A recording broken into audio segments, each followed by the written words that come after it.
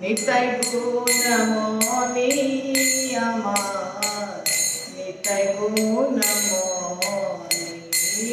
নিতাই গুণমণি আমার, নিতাই গুণমণি।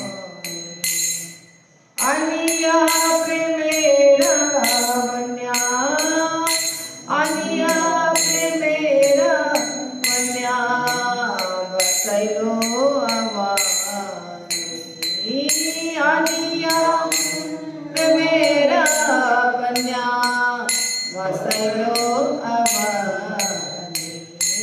নিতাই গুণমণি আমার, নিতাই গুণমণি, নিতাই গুণমণি আমার। প্রেমের বন্যা লইয়া নিতাই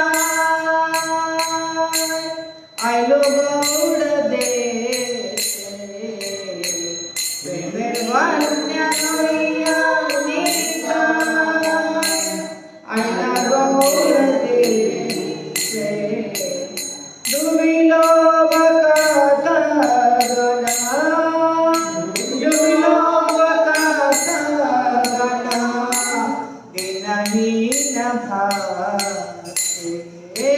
ডুবিল বাকাত গনা, দিনহীন ভাসে। নিতাই গুণমণি আমার, নিতাই গুণমণি, নিতাই গুণমণি আমার,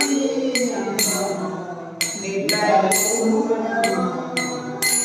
দিনহীন পতিতা মরনাই বাছে। দিনহীন পতিতা মরনাই বাছে। ব্রহ্মর দুর্লভ প্রেমা, ব্রহ্মর দুর্লভ প্রেমা, সবতার যাচে। ব্রহ্মর দুর্লভ প্রেমা, সবতার যাচে। নিতাই গুণমণি আমার, নিতাই গুণমণি, নিতাই গুণমণি আমার, নিতাই গুণমণি। আনিয়া প্রেমের বন্যা, আনিয়া প্রেমের বন্যা, ভাসাইলো আমানি। আনিয়া ভাসাইলো আমানি। নিতাই গুণমণি আমার, নিতাই গুণমণি, নিতাই গুণমণি আমার, নিতাই গুণমণি। অবধ করুণা সিন্ধু কাটিয়া মুহানা, অবধ করুণা সিন্ধু কাটিয়া মুহানা। ঘরে ঘরে ভুলে প্রেম, ঘরে ঘরে ভুলে প্রেম, আমি আর বানা। ঘরে ঘরে ভুলে প্রেম, আমি আর বানা। নিতাই গুণমণি আমার, নিতাই গুণমণি, নিতাই গুণমণি আমার। লোচন বলে মোরা নিতাই, যে বানা বাজিল। লোচন বলে মোরা নিতাই, যে বানা বাজিল। জানিয়া শুনিয়া সেই জানিয়া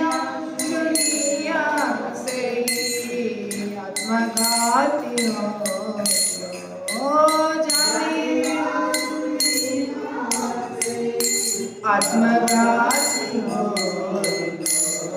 नित्य गुण मोनी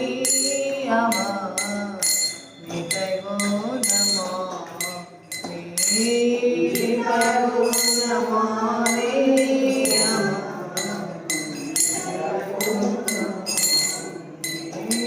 नित्य गुण मोनी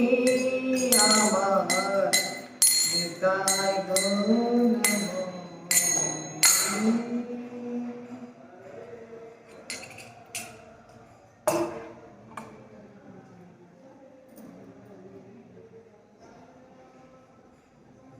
हरे कृष्ण। ओम अज्ञानतिमिरान्धस्य ज्ञानाञ्जनशलाकया चक्षुरुन्मिलितं येन तस्मै श्रीगुरवे नमः।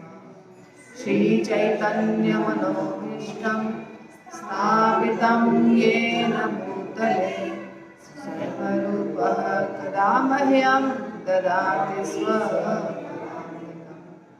वन्देऽहं श्रीगुरु श्रीयुतापदकमलं श्रीगुरो वैष्णवांश्च श्रीरूपं साग्रजातं सहगणा रघुनाथान्वितं तं सजीवं साद्वैतं सावधूतं परिजनासहितं कृष्णचैतन्यदेवं श्री राधा कृष्ण पादान् सहगणा ललिता श्री विशाखान्विताश्च। नमः ओं विष्णुपादाय कृष्णप्रेष्ठाय भूतले श्रीमते भक्तिवेदान्त स्वामिनिति नामिने। नमस्ते सरस्वती देवे गौरवाणी प्रचारिणे निर्विशेष शून्यवादी पाश्चात्यदेशकारिणे। नमो महावदान्याय कृष्णप्रेमप्रदायते कृष्णाय कृष्णचैतन्य नाम्ने गौरवसे नमः। हे कृष्णा करुणा सिन्धु दीनबन्धु जगत्पते गोपेश गोपिकान्त राधाकान्त नमोऽस्तुते। तप्तकाञ्चन शिवानी वृन्दावनेश्वरी वृषभानुसुते प्रणमामि हरिप्रिये। वाञ्छाकल्पतरुभ्यश्च कृपा सिन्धुभ्येव च पतितानां पावनेभ्यो वैष्णवेभ्यो नमो नमः। जय श्री कृष्ण चैतन्य प्रभु नित्यानंद श्री अद्वैत गदाधर शिवासादि। हरे कृष्णा कृष्णा कृष्णा हरे हरे हरे राम राम राम हरे हरे। श्रीमद् भागवतम कैंटो 3 चैप्टर 2 श्लोक संख्या 11 से भगवान श्री कृष्ण जिन्होंने पृथ्वी पर सबों की दृष्टि के समक्ष अपना नित्य स्वरूप प्रकट किया था, अपने स्वरूप को उन लोगों की दृष्टि से हटाकर अंतर्धान हो गए जो वांछित तपस्या न कर सकने के कारण उन्हें यथार्थ रूप में देख पाने में असमर्थ थे। ओम नमो भगवते वासुदेवाय। ओम नमो भगवते वासुदेवाय। ओम नमो भगवते वासुदेवाय।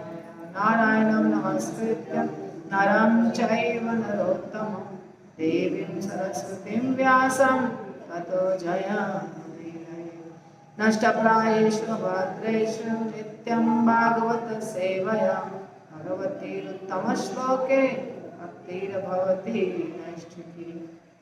कृष्णाय वासुदेवाय देवकी नंदनाय च नन्दगोपकुमाराय गोविन्दाय नमो नमः। मुखं करोति वाचालं पङ्गुं लङ्घयते गिरिं यत्कृपा तमहं वन्दे श्रीगुरुदीनतारिणे। परमानंद माधव श्री कृष्ण चैतन्य रस विग्रह।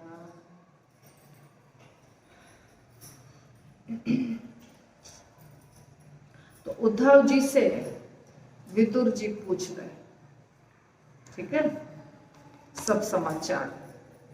विदुर जी घर छोड़कर चले गए थे क्योंकि धृतराष्ट्र और उसके पुत्र दुर्योधन ने बेइज्जती की। धृतराष्ट्र ने खुलेआम कुछ नहीं बोला और दुर्योधन ने जो भी बोला धृतराष्ट्र सुनता रहा। तो जब सुनता रहा का मतलब क्या होता है? सपोर्ट करना। तो विदुर जी घर छोड़कर चले गए और अलग अलग तीर्थों में घूमते रहे, भ्रमण करते रहे, दर्शन करते रहे, सत्संग करते रहे। करते करते यहाँ सब हो गया और उनको कुछ पता नहीं चला, है ना। पहले का जमाना था ना, मोबाइल्स फोन्स नहीं थे। तब घूमते घूमते घूमते घूमते मथुरा जब पहुंचे तो उद्धव जी, तब उद्धव जी से उन्होंने सारा समाचार पूछा। कैसे हैं कृष्ण, कैसे हैं बलराम, कैसे है उनका पूरा परिवार, अनिरुद्ध, सब के बारे में पूछा। और चुपचाप चुपचाप उद्धव जी सुनते रहे सुनते रहे सुनते रहे, कुछ बोले नहीं।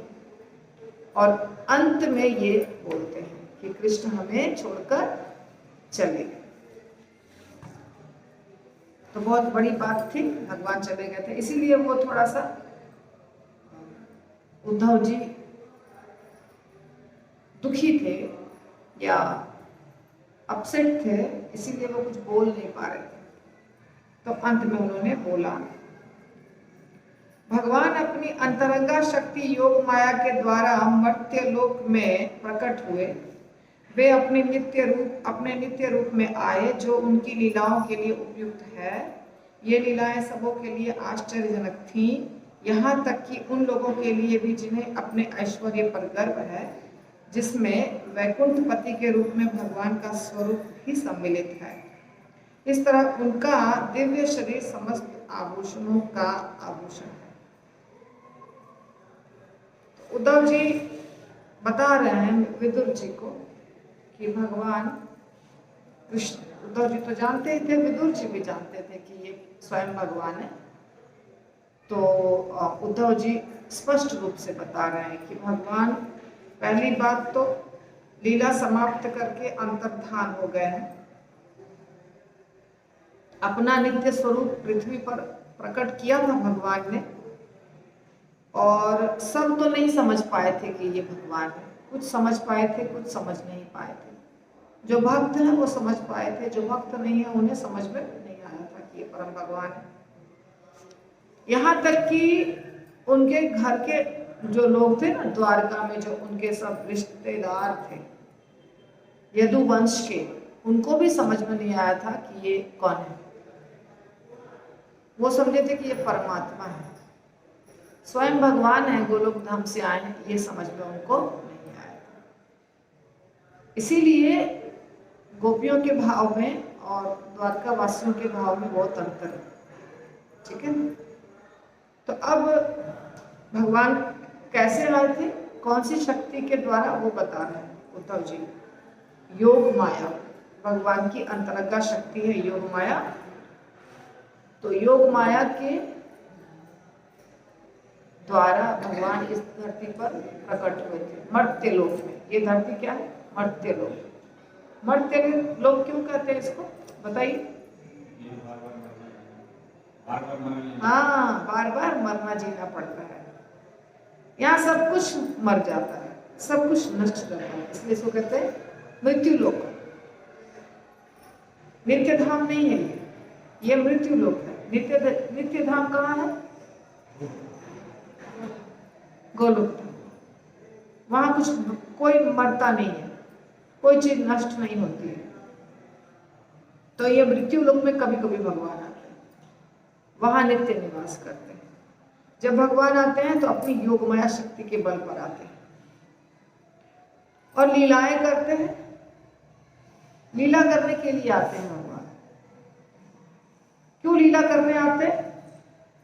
कि उनकी लीलाओं को देखकर सुनकर जो बद्ध जीवात्मा हैं वो कुछ कभी आश्चर्य से देखेंगे सुनेंगे, कभी प्रेम करेंगे, कभी लीलाओं की चर्चा करेंगे, कभी लीलाओं में भाग भी लेंगे जो बहुत एडवांस डिवोटी हैं। तो ये सब जब होगा तो जितने जीवात्मा बद्ध हैं वो चर्चा करेंगे भगवान की लीलाओं के बारे में, तो उनकी बद्धता नष्ट हो जाएगी। कथा सुनने से होती है ना बद्धता नष्ट। तो कथा कैसे, कहाँ से कथा प्रोड्यूस होगा? जब भगवान आके कुछ करेंगे तभी तो कथा बनेगी ना। गोलोक धाम में जो भी होता है वो तो यहाँ के लोगों को पता नहीं। अब अगर कोई नारद मुनि आके कुछ कथा कह देते हैं किसी को, सुखदेव गोस्वामी कुछ कह देते हैं, तो उससे थोड़ी साधारण जनता समझेगी। साधारण जनता को तो आंखों से दिखाई देगा तब समझेगी कि सच में भगवान होते हैं। उसके बाद कोई बताया तो वो भी थोड़ा समझ में आ जाएगा, लेकिन एकदम से नहीं देखने की बात समझना मुश्किल। इसीलिए बीच बीच में भगवान आते हैं और लीलाएं करते हैं।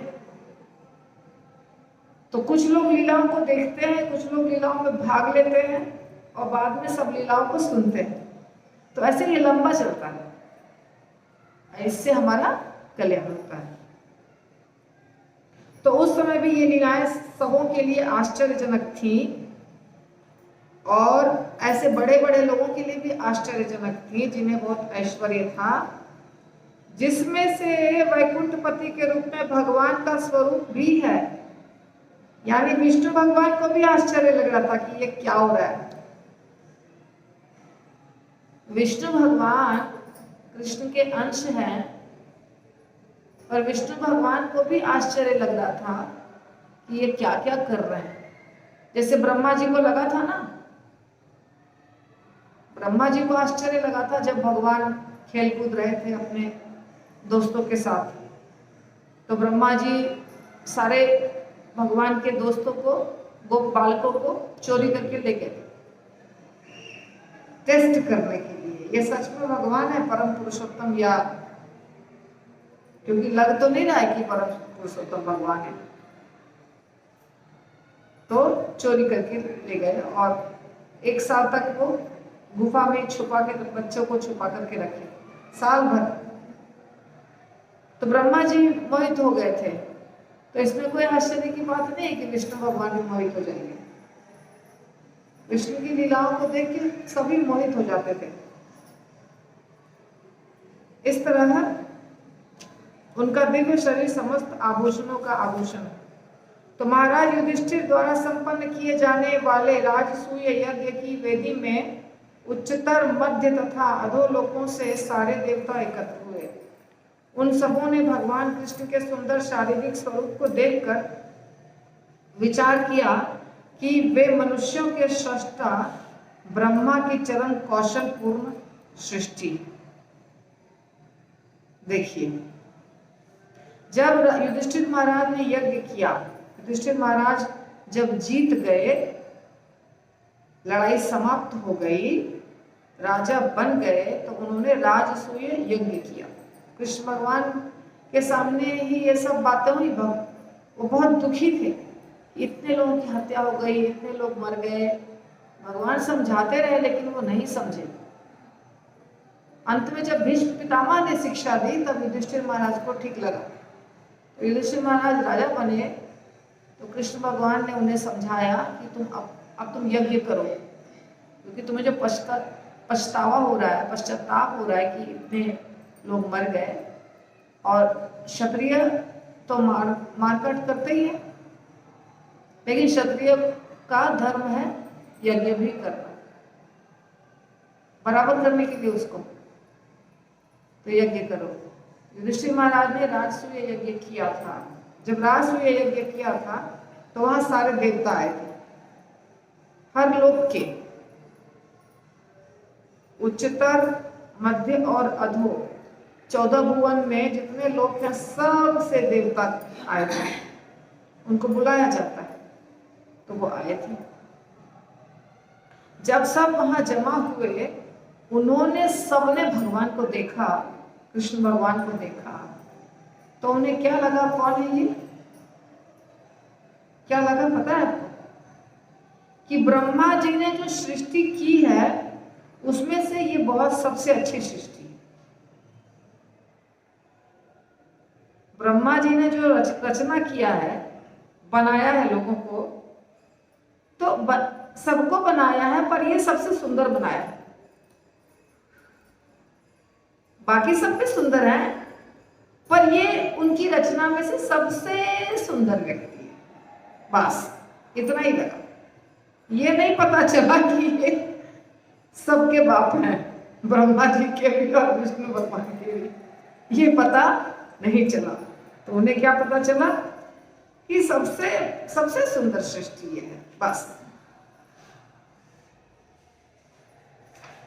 ब्रह्मा जी सृष्टि कर रहे हैं, बहुत कुशल हैं, बहुत निपुण हैं, तो अपनी निपुणता इसमें सबसे ज्यादा दिखाई है उन्होंने। कितना कुशल है सृष्टि करना। जैसे आप पेंटिंग करते हैं, स्केच करते हैं, तो आपने मान लीजिए 100 चित्र बनाए, 100 चित्र में एक चित्र सबसे ज्यादा खूबसूरत होगा। सबके सब तो खूबसूरत नहीं होता है। जब समय भी अच्छा रहता है, मूड भी अच्छा रहता है, पेंसिल भी अच्छा रहता है ना, तब सबसे अच्छी रचना हो जाती है। तो वैसे ही ब्रह्मा जी को क्या लगा कि रचना तो बहुत की, सारे देवताओं को क्या लगा, रचना तो ब्रह्मा जी ने बहुत की, पर इसको बड़े आराम से किया है। कभी कभी मनुष्य भी बोलते हैं किसी किसी के बारे में, हमारे साइड में तो बोलते हैं इसको बड़ा फुर्सत से बनाया है भगवान ने। फुर्सत से बनाने का क्या मतलब है? जैसे हम जल्दी जल्दी में कोई सब्जी बनाते हैं, हलवा बनाते हैं, मिठाई बनाते हैं, तो अच्छा नहीं बनता है। जब आराम से बनाते हैं तो कैसा बनता है? एकदम अच्छा बनता है। तो वैसे ही ब्रह्मा जी जब सृष्टि करते हैं, तो जब एकदम आराम से करेंगे तो सबसे अच्छी सृष्टि होगी। तो वैसे ही लगा देवताओं को कि ब्रह्मा जी की रचना में से सबसे कौशलपूर्ण रचना ये कृष्ण है। इतना ही बुद्धि काम किया, बस ये है हमारी बद्धता। भगवान सामने आने के बावजूद भी ये परम भगवान है, ऐसा बहुत भाग्यशाली व्यक्ति ही समझते हैं। ज्यादातर व्यक्ति क्या समझते हैं?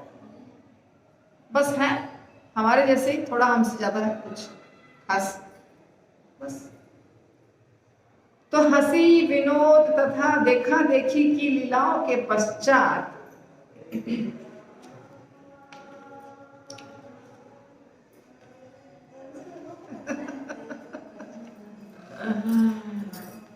पदम पदम यत विपदाम न तेसाम, कहीं जाए ये शांति नहीं। बंद कर दीजिए खिड़की। हंसी विनोद तथा देखा देखी की लीलाओं के पश्चात ब्रज की बालाएं कृष्ण के चले जाने पर व्यथित हो जाती।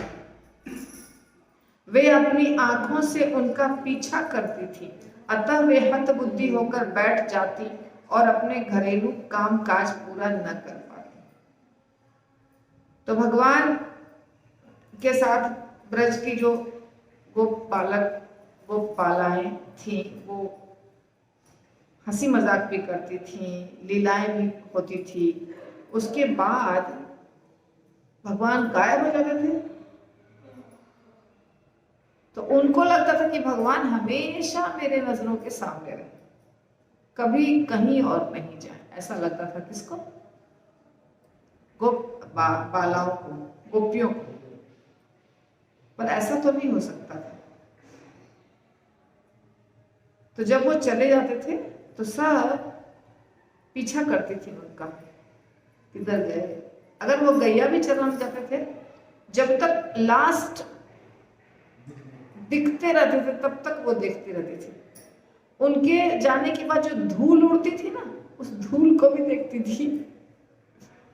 आप आकाश में देखिए, जब हवाई जहाज जाएगा तो आप गौर से देखते रहिए, देखते रहिए, लेकिन आपके नजरों के सामने वो धीरे धीरे धीरे धीरे गायब हो जाएगा। आकाश दिखेगा पर जहाज नहीं दिखेगा। हमारी आंखें जो है ना वो एक लिमिट तक ही कार्य करती है। ऐसा नहीं है कि हमारी आंखों के सामने कोई चीज है तो हमको दिख ही जाएगा। आंखों के सामने रहने के बावजूद भी आंखों को देखने की शक्ति एक सीमा तक है, उसके बाद नहीं दिखाई देगा। तो दूर भी चला जाएगा तो नहीं दिखाई देगा, और कोई चीज बहुत छोटा है तो भी नहीं दिखाई देगा। तो इसी प्रकार दिखाई नहीं देते हैं भगवान, तभी भी गोपियां एक टक से देखती रहती थी। इधर से ही गए, आएंगे भी इधर से ही शाम को, तो फिर शाम को तैयार वैयार होकर के सब खड़ी हो जाती थी। अब आएंगे गैया चरा करके। तो गैया, जब बहुत सारी गैया पहले आती है, जोर जोर से कूदते फांदते बछड़े गैया, तो उसकी धूल उड़ती थी, तो समझ में आ जाता था कि अब कृष्ण आएंगे। पीछे पीछे चराने वाला पीछे रहता है और गैया, तो इसीलिए गाय जब ठप ठप ठप ठप करके आती है तो धूल उड़ती है, तो धूल से पूरा धूल धूल धूल धूल वातावरण। यहाँ तो नहीं, अनुभव नहीं है, एक्सपीरियंस नहीं है यहाँ के लोगों को, गांव में ये होता है। मुझे नहीं है अनुभव, मगर मैं जानती हूँ, पढ़ने के कारण जानती हूँ, प्रैक्टिकली मुझे ज्ञान नहीं है, देखा नहीं है, लेकिन ये सब साहित्य में रहता है, इसीलिए मुझे पता है और अनुमान लगा सकते हैं। क्या बताने वाली हूँ वो बताती हूँ। तो गाय के खुर से धूल उड़ता है, और धूल इतना उड़ता है कि पूरे हवा में धूल धूल धूल धूल हो जाता है। सूरज डूब रहा है और धूल उड़ रहा है, तो वो सीन कैसा होगा? सूरज डूब रहा है, प्रकाश है, थोड़ा प्रकाश लालिमा लिए हुए डूबता हुआ सूरज है, और गाय की धूल उड़ रही है। तो धूल मिश्रित हवा, उस समय को क्या कहते हैं? गोधूली की बेला। क्या कहते हैं? गोधूली की बेला। तो गोधूली की बेला का मतलब है क्या? जो मैंने बताया, जो शहर के लोगों को पता नहीं है क्या होता है गोधूली की बेला, पर गांव के लोगों को पता है, क्योंकि गांव में गैया चरती है, गांव में गैया लौट के आती है, गांव में गाय के खुर से धूल उड़ता है। तो अब शहर का कोई व्यक्ति पढ़ेगा हिंदी की कविता, उसमें गोधूली है, तो क्या समझ में आएगा? कुछ पता ही नहीं। तो मुझे कैसे समझ में आया? क्योंकि मैं एक एक शब्द को तोड़ तोड़ के आदत है मेरी थोड़ी संधि विच्छेद कर करके समझने की, तो इसीलिए मुझे पता है। और जब पता हो जाएगा तो बहुत आसान है समझना, कि पता है कि गाय तो जाती ही है, गाय तो आती ही है। तो गोधूली की बेला के समय गोपियां ऐसे ऐसे करके देखती थी, अब दिखेंगे कृष्ण, अब दिखेंगे कृष्ण, अब दिखेंगे कृष्ण। तो पहले गैया आती थी, बछड़े आते थे, छोटे में बछड़े, बाद में गैया, टप टप टप टप टप टप टप टप टप टप 9 लाख गैया। अंत में गाय को चढ़ाते हुए, रस्सी बांधे हुए, डंडा लिए हुए पीछे से कृष्ण आते थे। ये तपस्या थी गोपियों की। सारा काम छोड़ के, घर का सारा काम छोड़ दिया, हुआ तो हुआ, नहीं हुआ तो नहीं है, जान। अभी देखिए हमारे क्लास के लोगों को, उनको नहीं सुनना है कृष्ण के बारे में, उनके लिए सारा काम ज्यादा इंपॉर्टेंट है।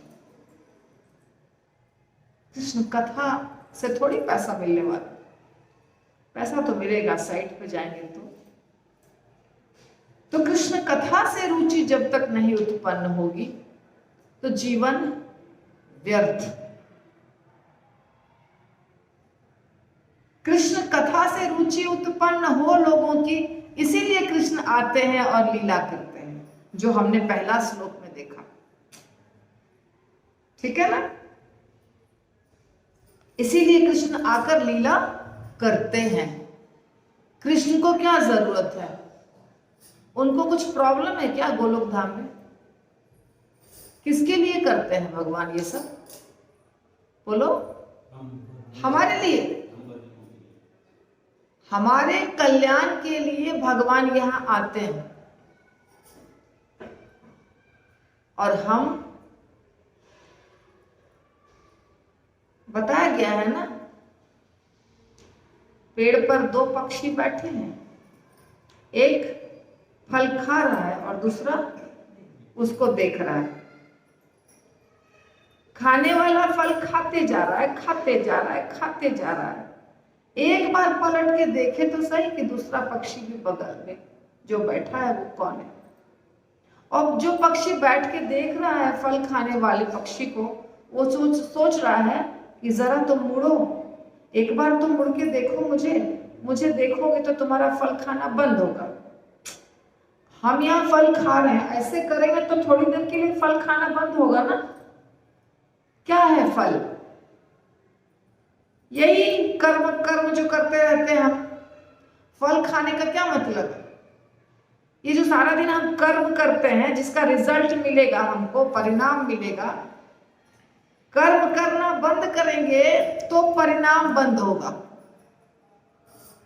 और कर्म करना तब बंद करेंगे जब कृष्ण की तरफ मुड़ेंगे, पर हम मुड़ते ही नहीं है। ये समस्या है। तो भगवान इसलिए आते हैं कि अब ये तो नहीं पलट के देख रहा, अब हम ही जाते हैं एक एक के पास, एक एक के पास जा जा करके। चैतन्य महाप्रभु आए तो सिर्फ नदियां में तो नहीं बैठे रहे, क्या किए? वो सब जगह घूम घूम कर सबको प्रचार किए भगवान के नाम का। और उनके ही परंपरा में बाकी सारे गोस्वामी और आज तक के प्रीचर प्रचार कर रहे हैं। तो भगवान की तरफ मुड़ना होता है, पलट के देखना होता है, तब ये बद्धता जाती है, नहीं तो ये जाने वाली नहीं है। तो गोपियां ऐसी थी, अपनी आंखों से उनका पीछा करती थी, अतः वे हत बुद्धि होकर बैठ जाती, अपने घरेलू काम काज को पूरा नहीं कर पाती थी। माता इन लोगों को तो पता है घर में कितना काम है, कभी काम खत्म ही नहीं होता है। होता है क्या आप लोगों का काम खत्म हो जाता है? नहीं होता है ना। तो गोपियां थी, वो सब भी घर, उनका भी घर परिवार था ना, तो उनके काम खत्म हो जाते थे क्या? बोलो बोलो, गोपियों के काम खत्म हो जाते थे? नहीं, लेकिन जैसे बांसुरी की आवाज सुनाई दी, जो काम जहां है, एक आधा, अगर आधा चोटी गूंदा है तो वैसे ही, दूध उबल रहा है तो वैसे ही, अपने पति को भोजन दे रही है तो वो भी वैसे ही उसी स्थान पर छोड़कर चली जाती थी। कंप्लीट करके नहीं, वैसे ही छोड़ के चली जाती थी। बच्चे को भी वैसे ही छोड़ देती थी। नहा रही है तो नहाते हुए टब में ही छोड़ के चली।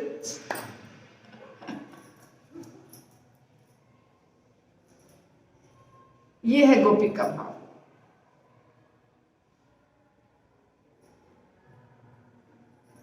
खेल नहीं है, मजाक नहीं है गोपी भाव स्वीकार करना। इससे यह शिक्षा मिलती है कि आपके जीवन में सबसे महत्वपूर्ण क्या है। क्या है सबसे महत्वपूर्ण? बोलो। भगवान की भक्ति, उससे ज्यादा महत्वपूर्ण और कुछ भी नहीं है। अगर आगे बढ़ना चाहते हैं तो, नहीं बढ़ना चाहते हैं तो जहां है वहीं रहिए। कोई दिक्कत है? किसी को दिक्कत है? आपको ही दिक्कत होगी? किसको दिक्कत होगी? दूसरे किसी को होगी? नहीं।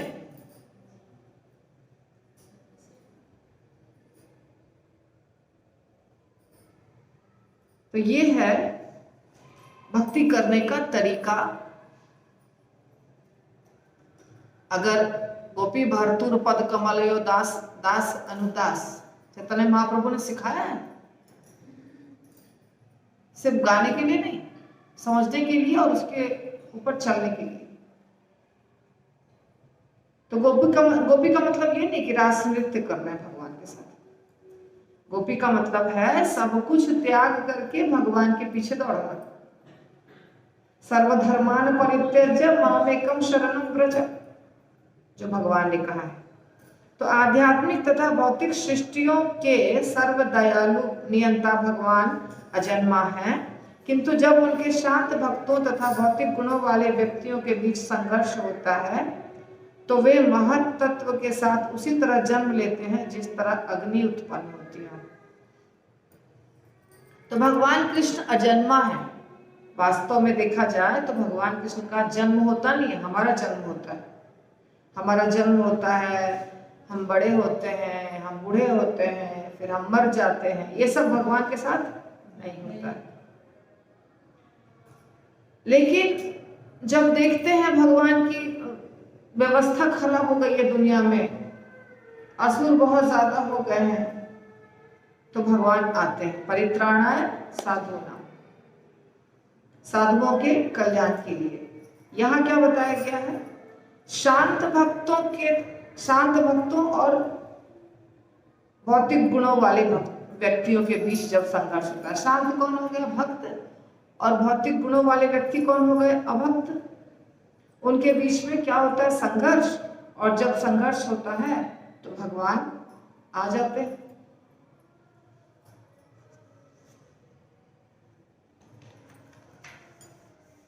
जब मैं भगवान कृष्ण के बारे में सोचता हूँ कि वे अजन्मा होते हुए किस तरह वसुदेव के बंदी गृह में उत्पन्न हुए थे, किस तरह अपने पिता के संरक्षण से ब्रज चले गए और वहां शत्रु भय से प्रच्छन्न रहते रहे, तथा किस तरह असीम बलशाली होते हुए भी वे भयवश मथुरा से भागे, ये सारी मोहित करने वाली घटनाएं मुझे पीड़ा देती हैं। ये बोल रहे हैं उद्धव जी विदुर जी को। है तो कृष्ण परम भगवान, परंतु जब वो लीला करते हैं तो बहुत सारी ऐसी लीलाएं करते हैं जो जरूरी नहीं है उनको करना, क्योंकि भगवान सर्वशक्तिशाली है। अगर उनके साथ कोई युद्ध कर रहा है तो उनको वहां से युद्ध छोड़ के भागने की जरूरत है क्या? लेकिन अगर वो छोड़कर भागे हैं तो उसके पीछे उनका कुछ मकसद रहता है ना? सच बात। भगवान अगर कुछ भी करते हैं तो बहुत बड़ा मकसद उसके पीछे रहता है। तो भगवान जन्म लिए, लोगों को लगता है कि मनुष्य जैसे ही है वो कोई, लेकिन भगवान क्यों जन्म लिए? क्योंकि वसुदेव और देवकी ने तपस्या किया था। वृष्णि और सुतपा थे वो, वृष्णि और सुतपा। तपस्या किया और तपस्या के बाद वरदान जब प्राप्त, भगवान ने उनको वरदान देने का वादा किया, तो उन्होंने क्या मांगा? आपके जैसा पुत्र चाहिए। तो भगवान ने कहा तो मेरे ऐसा पुत्र तो कोई और नहीं हो सकता, फिर तो मुझे ही आना पड़ेगा। तो भगवान आए 3 बार अलग अलग समय पे। तो ये दूसरे को तो नहीं पता है। दूसरे को क्या लगता है कि भगवान भी जन्म लेते हैं हमारी तरह, पर भगवान हमारी तरह कुछ भी नहीं करते। हमें दिखाई दे, हमें वो दिखाई दे, हम उनके गुणों को, रूप को, लीलाओं को सुने, इसके लिए भगवान ऐसा करते हैं। तो भगवान ने ऐसा बहुत कुछ किया, जैसे यहाँ 2-3 उदाहरण दिया हुआ है कि वो बंदी गृह से कैसे बंदी गृह में जन्म लिए, फिर बंदी गृह से कैसे वो गए गोकुल, उठा करके नंद वसुदेव जी उनको लेकर के गए, फिर मथुरा से भाग गए, जरासंध ने आक्रमण किया था तो भगवान भाग गए थे ना मथुरा से। तो ये सब कुछ भगवान किए हैं। तो उद्धव जी कहते हैं हमें ये मोहित करती है। क्या वो भगवान भगवान है तो फिर ऐसा कैसे कर रहे हैं, ऐसा लगता है, मोहित होता है व्यक्ति। भगवान जानबूझ के ये सब करते हैं कि देखो मेरे ऊपर तुम्हारा विश्वास कितना है, ये मुझे चेक करना है। मैं कुछ भी करूंगा तभी भी तुम्हारा विश्वास टिका रहेगा या विश्वास डोल जाएगा। डोलता है विश्वास, क्या पता हम इतने सालों से जो कर रहे हैं वो सच है कि झूठ है, भगवान सच में है कि नहीं है, ऐसा लगता है कभी कभी। तो बहुत अच्छे भक्त हैं, अगर नहीं लगता है तो भगवान कृष्ण ने अपने माता पिता से उनके चरणों की सेवा न कर पाने की अपनी अक्षमता के लिए क्षमा मांगी, क्योंकि कंस के महान भय के कारण वे घर से दूर रहते रहे। उन्होंने कहा, हे माता, हे पिता, हमारी असमर्थता के लिए हमें क्षमा करें। भगवान का यह सारा आचरण मेरे हृदय को पीड़ा पहुंचाता है। तो भगवान जब 11 साल के हो गए तब वो वापस गए मथुरा। अक्रूर जी लेके गए, अक्रूर जी आए थे लेने के लिए उनको, कंस ने बुलाया था। कंस तो मारने के लिए बुलाया था। कंस ने किस लिए बुलाया था? हाथी से कुचलवा देंगे, या पहलवान हमारे जो चाणूर मुष्टिक ये सब पहलवान है वो मार देंगे, नहीं तो कुवलिया पेड़ नाम का हाथी है वो मार देगा, नहीं तो मैं मार दूंगा, कोई भी मार देगा। छोटा छोटा 2 बच्चा है, सिर्फ 2 बच्चा है, कृष्ण और बलराम। कृष्ण अगर 11 साल के थे तो बलराम थोड़े से बड़े थे, 12 नहीं तो 13, बस, है ना, 1 साल ही बड़े होंगे शायद। तो इसको मारने में कितना चाहिए, क्या शक्ति, कितनी शक्ति लगेगी, मार देंगे।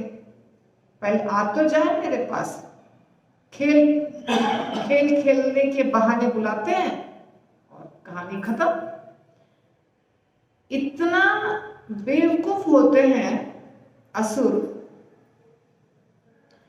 कि उसे पता नहीं चला कि जब 10 दिन के कृष्ण थे, 10 से कम, 10 दिन के अंदर के बच्चों को मार रही थी पूतना। 10 दिन के अंदर जितने पैदा हुए हैं, तो 10 के नीचे होंगे, 7 दिन, 8 दिन, 9 दिन, कितना भी, और 10 के नीचे जो बच्चा 10 दिन से भी छोटा है वो पूतना जैसी बड़ी राक्षसी का वध कर दिया। जो बच्चा अभी खड़ा भी नहीं हो सकता है, हाथ पैर भी कहाँ, कितना मारते हैं 10 दिन के बच्चे, हाथ पैर भी कितना मारते हैं, है ना। हाथ पैर मारने लगते हैं तब तो माता खुश हो जाती है, अरे मेरा बच्चा हाथ पैर चलाने लगा। तो शुरू में तो हाथ पैर सब ऐसे ही रहता है, केवल एक ही चीज आता है बच्चे को, दूध पीना, वो जन्म से ही आता है, भगवान ने उसको कला दी है। जन्मता हुआ बच्चा दूध पीने लगता है, सिखाना नहीं पड़ता है। जन्म हुआ, पोछ पाछ करके दिया नर्स ने, एक बार उसको मधु या कुछ ऐसा चटाया दे करके, उसके बाद दूध पिलाना शुरू। माता को भी दूध हो जाता है भगवान की कृपा से, और बच्चे को भी दूध पीने आ जाता है। देखिए क्या जादू है। इसके सिवाय बच्चा कुछ नहीं कर सकता है। तो 10 दिन से छोटा बच्चा अगर मार दिया इतना बड़े राक्षस को या राक्षसी को, तो वो जब 11 साल का होगा तो मुझे नहीं मार देगा क्या? सोचिए। मगर विनाश काले विपरीत बुद्धि, कंस के मरने का समय आ गया था, इसीलिए उसका दिमाग उल्टा काम कर रहा था। अभी तक तो कंस दूर भाग रहा था। कृष्ण आज जो इसके ऐसा भविष्यवाणी हुई है कि देवकी का 8वां गर्भ मेरा वध करेगा, तो उससे दूर रहो, है ना। जब कृष्ण चलते थे तो कृष्ण नहीं कोई और भी चलते थे, तो उसके धोती की जो आवाज आती थी ना, कड़क धोती की आवाज आती है, सिल्क की धोती की चलने से, पत्ते की भी आवाज आती थी ना, पेड़ के पत्ते की, तो कंस को लगता था कृष्ण आ गया, ये मेरा वध करेगा। और उस समय खास करके निमंत्रण दे के बुला लिया, अक्रूर जी को भेजा, जाओ बुला के लाओ, हम कुश्ती का खेल रख रहे हैं और कुश्ती के बहाने हम उसको मरवाएंगे। मीटिंग कर लिया अपने असुरों के सभा के बीच में बैठ करके। अक्रूर जी सोचे ये इसका जो भी प्लानिंग हो, मुझे तो भगवान का दर्शन हो जाएगा, साथ में एसोसिएशन भी हो जाएगा, इतना लंबा रथ से जाना आना, चलो ठीक है जाते हैं। वो तो भक्त था। और तब आ गए भगवान। जब लिखी हुई है ना मृत्यु, उस समय पूरी तैयारी हो जाती है। तो गेट पर हाथी खड़ा है, पहले वहीं कुचल डालेंगे। इतना बड़ा हाथी, विशाल काय, इतना शक्तिशाली, पहले तो भगवान उसको समाप्त कर दिए। फिर अंदर आया तो चाणूर, मुष्टिक और क्या क्या नाम है, वो सब पहलवान, इतने बड़े बड़े शक्तिशाली, उस राज्य का सबसे स्ट्रॉन्ग पहलवान, सबको पटक पटक के कृष्ण बलराम दोनों मार दिए। और अंत में उछल करके गए कंस के राजगद्दी सिंहासन पर बैठे हुए, उसको पकड़ के खींच के लाया और खत्म कर दिया। तो जब मृत्यु का समय आता है तो व्यक्ति कहीं भी रहे, मृत्यु का सारा इंतजाम खुद कर लेता है। उसकी बुद्धि ही वैसे काम करती है। आप देखिए,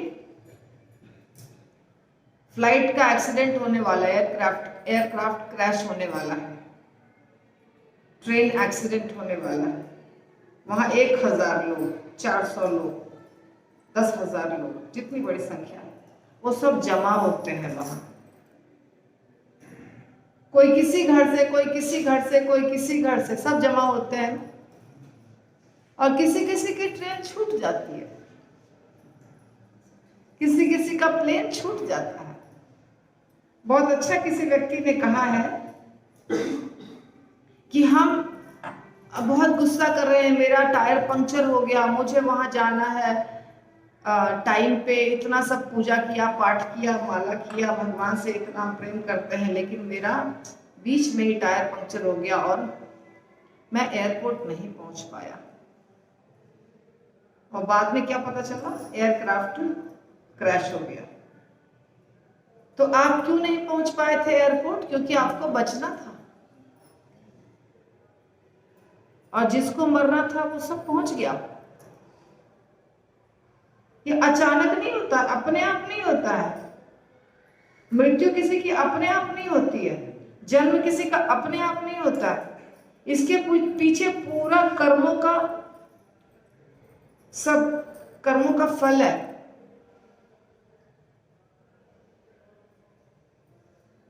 लेकिन हाँ, अगर हमें अपने कर्मों को अच्छा बनाना है तो प्रयास करना पड़ता है।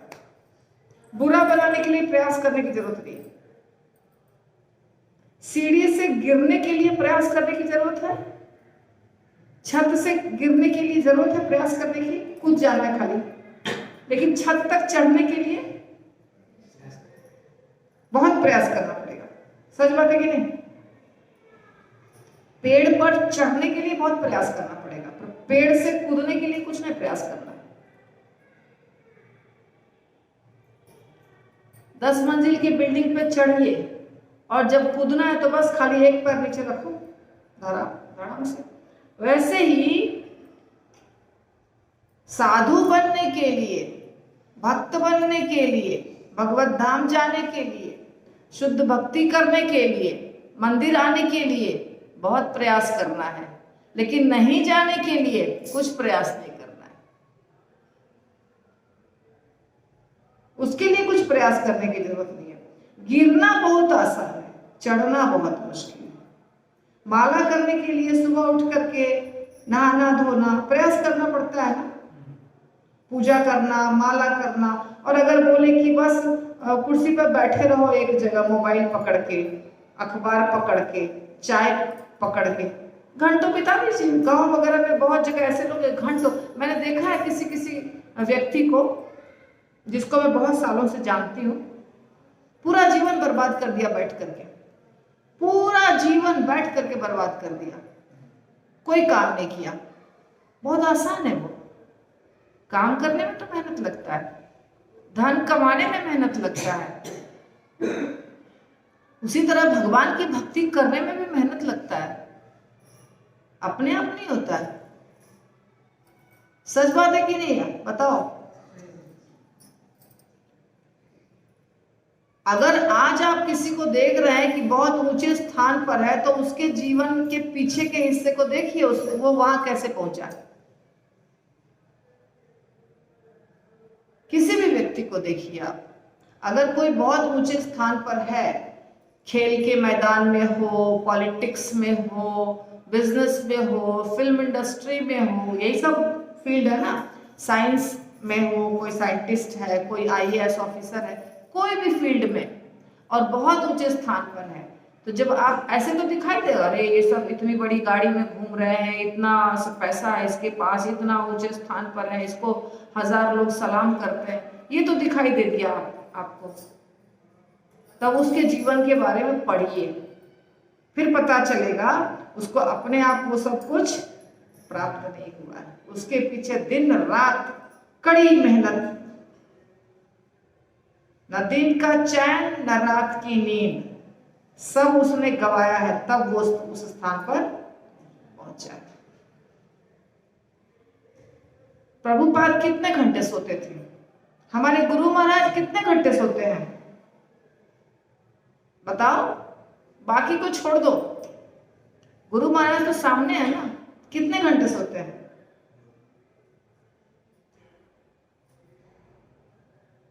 फिर हम कहेंगे कि हम 8 घंटे सोएंगे भी, चल के आने में भी तकलीफ होगी हमको यहां, तो कैसे होगा? ऐसे नहीं होता। कभी भी कोई भी अच्छी चीज अपने आप नहीं प्राप्त होती है। तो भगवान कृष्ण ने जब पहुंच गए 11 साल के बाद वो मथुरा, कंस का वध कर दिए, तब अपने माता पिता से मिले। एक दिन पहले भी मिले, जब पहुंचे थे ना तो पहले मिले और बोले कि बाद में आपसे मिलूंगा अच्छे से। तो उसके बाद ऐसा बोले कि मैं बहुत इसके लिए अक्षमता, जो मैं नहीं कर पाया आपकी सेवा, इसके लिए आप मुझे क्षमा कर दीजिए, क्योंकि इतना बड़ा हो गया अभी तक आपकी सेवा नहीं कर पाया, क्योंकि वहां थे ही नहीं। वो थे गोकुल में नंद बाबा और यशोदा माता के साथ, तो वसुदेव और देवकी की सेवा तो नहीं कर पाए, इसलिए क्षमा मांगा। और ये भी कहा कि कंस के भय से मैं दूर रह रहा था। भय से क्या रहेंगे दूर वो तो लीला थे उनकी। उन्होंने कहा कि मुझे क्षमा कर दीजिए।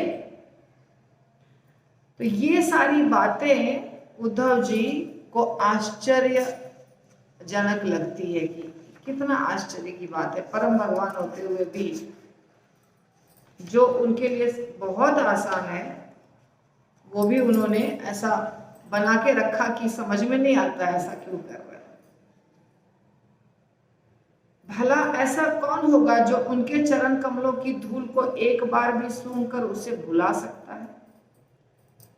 कृष्ण ने अपनी भौहों की पत्तियों को विस्तीर्ण करके उन लोगों पर मृत्यु जैसा प्रहार किया है जो पृथ्वी पर भार बने हुए थे।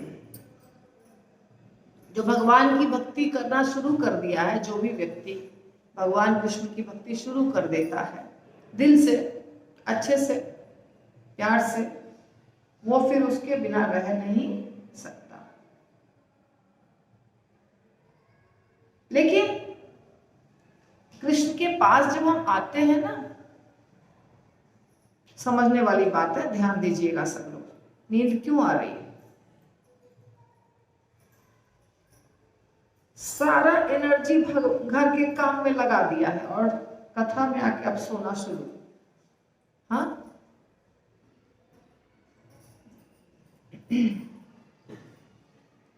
तो भगवान के पास हर व्यक्ति भक्ति से नहीं आता है। आश्चर्य की बात है, ध्यान से सुनिए। मंदिर में आपको बहुत लोग दिखाई दे रहे हैं, दिखाई दे रहे हैं ना,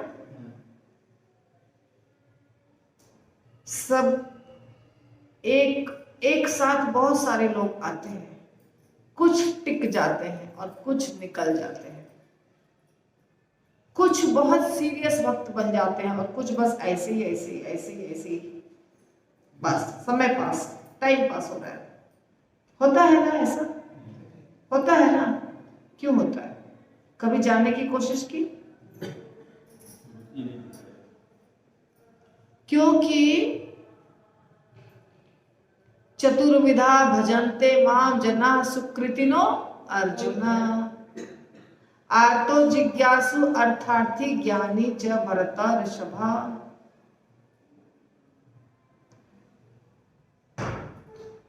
जब व्यक्ति ये सोचकर आता है कि ये परम भगवान है और हमें यहाँ आकर के सरेंडर करना है, इनकी सेवा करनी है, इनके बारे में जानना है, इनके प्रसन्नता के लिए कार्य करना है, ये सोचकर जब आता है वो टिक जाता है। ठीक है? जो ये सोचकर मंदिर आता है सिर्फ वही टिकता है, सिर्फ वही। एक ही कैटेगरी टिकने वाली है। कौन कैटेगरी? जो ये सोचकर आता है कि कृष्ण परम भगवान है, मैं उनकी संतान हूं, मुझे उनकी सेवा करनी है तन मन धन से, और उनके बारे में पूरी जानकारी मुझे प्राप्त करनी है, बस मुझे और कहीं ध्यान नहीं लगाना है। ये सोचकर जो आता है मंदिर में वो छोड़ेगा नहीं। अब दूसरा जो कैटेगरी है वो कौन है? जो छोड़ देता है। तो किसी दुख से आता है, धन के लोभ से आता है, अर्थार्थी।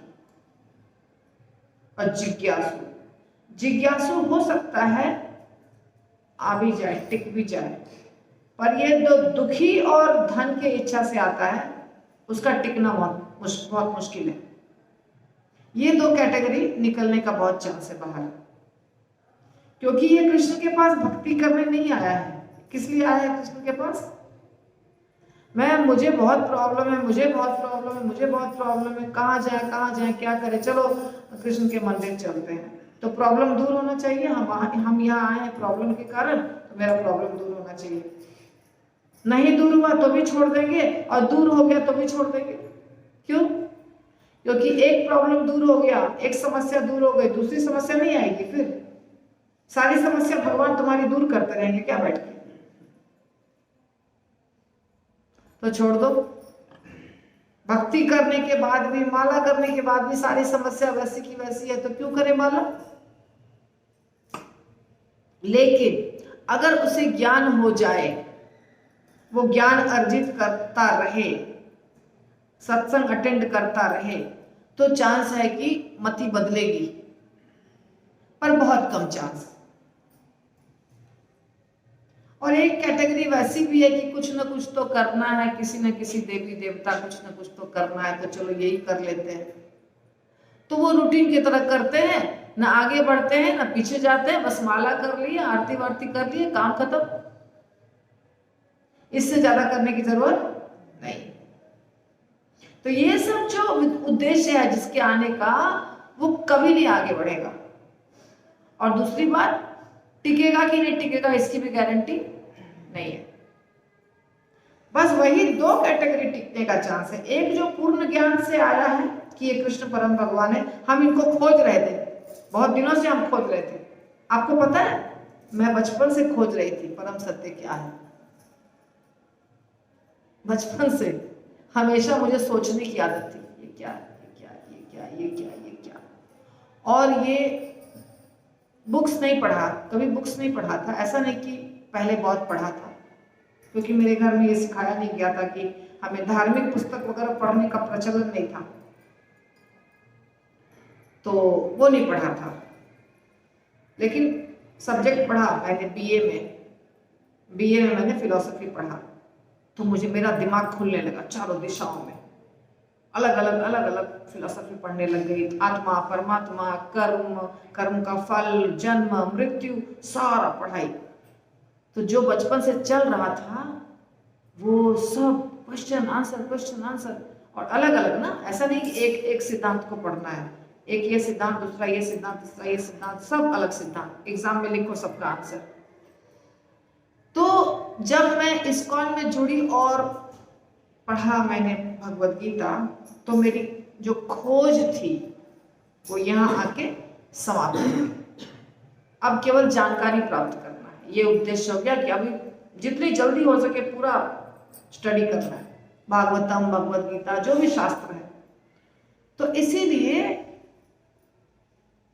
यही खोज रही थी, मिल गया, तो फिर कहीं जाने की जरूरत। तो प्यास होनी चाहिए, भूख होनी चाहिए, क्या चीज की? भगवत प्राप्ति। जिसको भगवत प्राप्ति की भूख और प्यास है वो छोड़ेगा नहीं।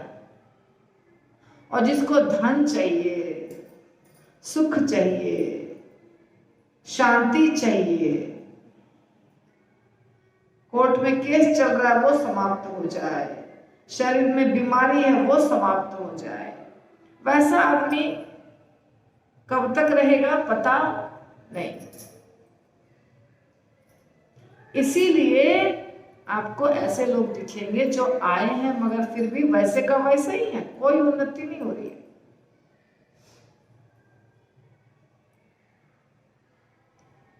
रूटीन की तरह बस खाली आ जाओ मंदिर, संडे को प्रसाद खा लो, 1-2 घंटा इधर उधर टाइम पास कर लो।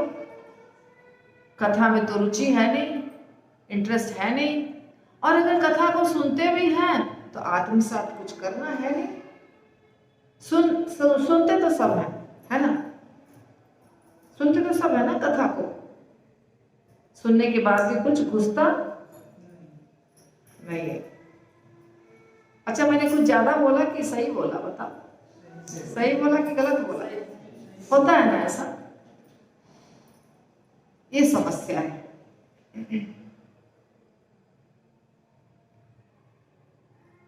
भगवान के चरण कमलों की धूल को जो एक बार सूंघ लिया वो उन्हें भुला नहीं सकता है, ऐसा बता रहे हैं उद्धव जी।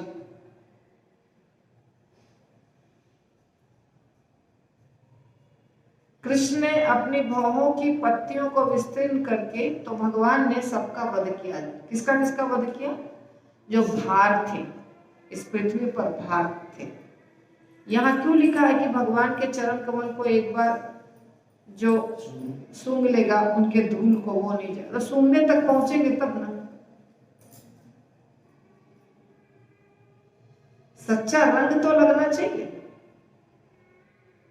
भक्ति का रंग तो चढ़ना चाहिए हमारे ऊपर, बिना चढ़े कोई कोई प्रसाद खाने के लिए मंदिर आता है मुफ्त में प्रसाद मिलता है, कहीं कहीं पे चोरी करने के लिए मंदिर। मेरे प्रभु जी का भी हुआ है पॉकेट मारी, राधा कुंज बिहारी में 9,000 रुपया कुर्ता में रखा था, हरे कृष्णा पे डांस करते हैं लोग, निकाल दिया। क्रेडिट कार्ड पैसा समूचा पर्स निकाल दिया। जगन्नाथपुरी में अगर आप जाएंगे रथ यात्रा के समय, असंभव है कि आपके पॉकेट में कुछ रहे और वो टिक जाए। आप अपने पॉकेट में जो भी रखिए, 100 रुपया या 200 या 10,000, वो 100% जाएगा, जाएगा ही। घड़ी चला जाएगा, अंगूठी चला जाएगा, चेन चला जाएगा, जो रहेगा सब चला जाएगा। इसीलिए हम, पहले तो मेरा गया है, लेकिन बाद में अनुभव होने के बाद क्या किया, सिर्फ 200 रुपया रखती हूँ कि पानी वानी पीना पड़ा या कुछ रिक्शा करना पड़ा या कुछ, उतना ही जाएगा तो फिर देखा जाएगा, लेकिन उतना ही रखना है, वो भी ऐसे संभाल करके। मेरा तो बीड बैग और माला चला गया, चोर ने मतलब पैसा समझ के वही ले लिया। दीक्षा वाला माला चला गया मेरा जगन्नाथपुरी में, मंदिर के अंदर दर्शन के लाइन में, अंदर भगवान के सामने। अच्छा बताइए, भगवान के सामने आप अपने पर्स पे ध्यान देंगे कि भगवान पे को देखेंगे?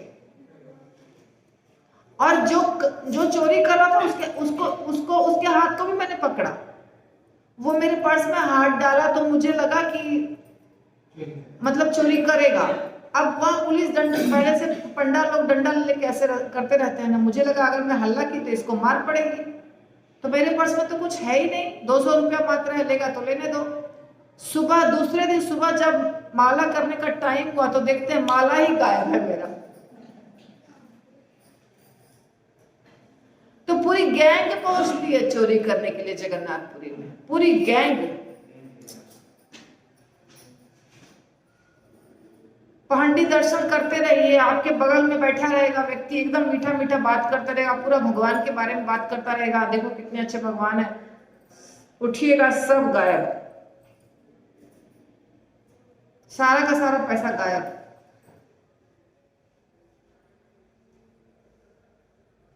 अनुभव बता रही हूं, एक दो भक्त का नहीं, सबका।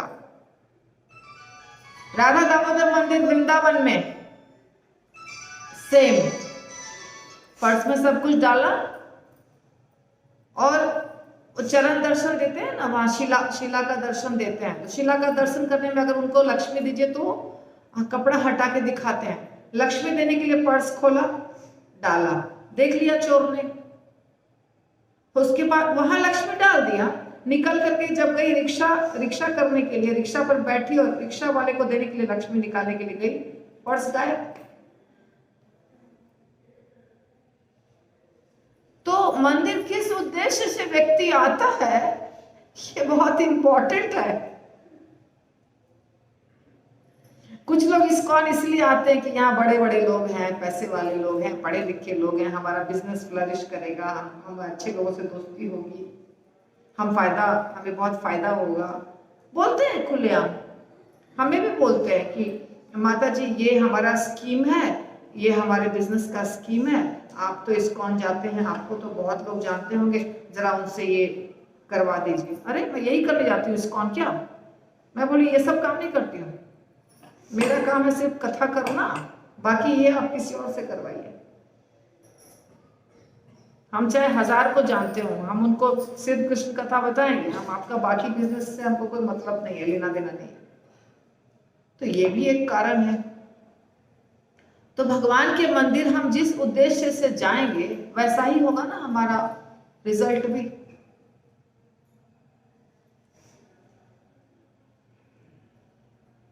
कंठी तिलक सब पहनते हैं, चोर भी पहनता होगा, हाँ, और क्या क्या लगता है कंठी तिलक में? यहाँ सिक्योरिटी गार्ड क्यों चेकिंग करने के लिए बैठी हुई है? कंठी तिलक पहन के चोरी नहीं हो सकता है, सब कुछ हो सकता है ना। जब शुद्ध दिल से भगवान के चरण कमल तक जाएंगे, उनके चरण कमल के धूल को सूंघेंगे, तब हम नहीं भूल सकते हैं। लेकिन हम अगर बस नाटक करने के लिए पहुंचे हैं, तब क्यों नहीं भूलेंगे? ये है मतलब। कोई प्रश्न है किसी का? अगर है तो बोलो।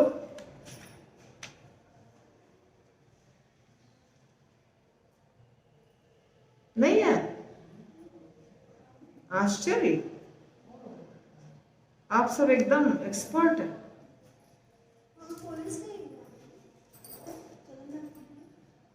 क्या पुलिस कहाँ पुलिस रहती है? मंदिर के अंदर नहीं रहती है, बाहर रहती है। पुलिस क्या करेगी? वो चोर के पास रहता है। मैं बताती हूँ चोर कैसे निकालता है। मेरा तो निकाला वैसे करके, और एक बार मैं बैग ली थी, सिंपल कपड़े का ही बैग लेते हैं ना मोस्टली लोग, तो उसके अंदर पैसा था। रथ खींचने के दिन। तो अब तो मैं जानती हूँ, तो मैं पैसा उतना ही रखती हूँ जितना बस कोल्ड ड्रिंक पीना पड़े, पानी पीना पड़े और बाद में रिक्शा में जा सकूं। फंस गई कहीं, कुछ प्रॉब्लम हो गया तो बचने के लिए, होटल तक पहुंचने के लिए लक्ष्मी चाहिए पास। तो उसके पास एक ब्लेड होता है, ब्लेड, उसको ऐसे करता है, 1 सेकंड के अंदर काट देगा, निकाल लेगा। और मेरा काटा, मेरे बैग को भी काटा, पर मेरे बैग में 2-3 लेयर्स थे, अंदर में पैसा था, तो काट तो दिया बैग को, नया बैग को काट दिया, लेकिन पैसा उसको नहीं मिला। आपको पुलिस स्टेशन में भी गए ना?